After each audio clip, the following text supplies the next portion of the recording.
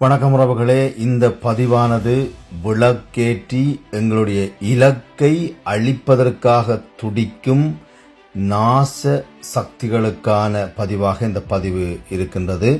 உங்களுக்கு தெரியும், 2009ஆம் ஆண்டு எங்களுடைய விடுதலை போராட்டம் அமைதியாக்கப்பட்டதற்கு பிற்பாடு தமிழீழ தேசிய தலைவரால் உருவாக்கப்பட்ட கட்டமைப்புகளை முற்றுமுழுதாக அழித்துவிட்டு கேபி தலைமையில் மேற்குலகத்துக்கு ஏதுவாக அமைப்புகளை உருவாக்கி இந்த போராட்டத்தை மேற்குலகத்திடம் விற்பதற்காக முயற்சிகள் மேற்கொள்ளப்பட்ட போது அந்த முயற்சிகள் முற்றுமுழுதாக முறியடிக்கப்பட்டது.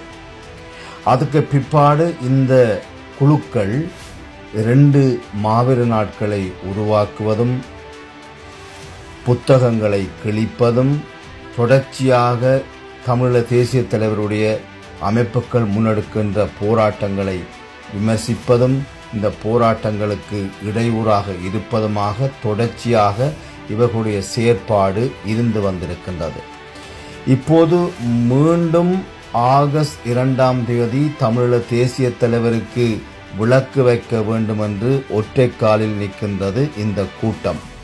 இந்த கூட்டம் யாருடைய பின்னணியில் இயங்குகின்றது, யாருக்காக இயங்குகின்றது என்பதை நிச்சயமாக நாங்கள் எல்லோரும் புரிந்து கொள்கின்றோம். காரணம், இந்த 16 ஆண்டுகளில் தமிழீழ தேசிய தலைவரின் சிந்தனைக்காக எந்த செயற்பாடுகளையும் செய்யாமல் வெறுமனே குழப்பங்களை விளைவித்து அறிக்கைகளை மட்டும் வெளியிட்டு வந்த இந்த சிறு குழு தமிழீழ தேசிய தலைவருக்கு விளக்கு வைப்பதற்கு ஏன் அவசரப்படுகின்றார்கள் என்று சொன்னால், எங்களை அழித்த சக்திகளுடைய நிகழ்ச்சி நிரலை சரிவர செய்து அதற்கூடாக தமிழ் மக்களுடைய விடுதலை சிந்தனையை அழித்து தமிழீழ தேசிய தலைவருடைய சிந்தனைகளை அழித்து புலிநீக்க அரசியலை செய்வதற்கான முயற்சிகளிலே இந்த குழு இறங்கி இருக்கின்றது என்பதைத்தான் நாங்கள் இந்த இடத்திலே மக்களுக்கு தெளிவாக சொல்லிக்கொள்ள விரும்புகின்றோம்.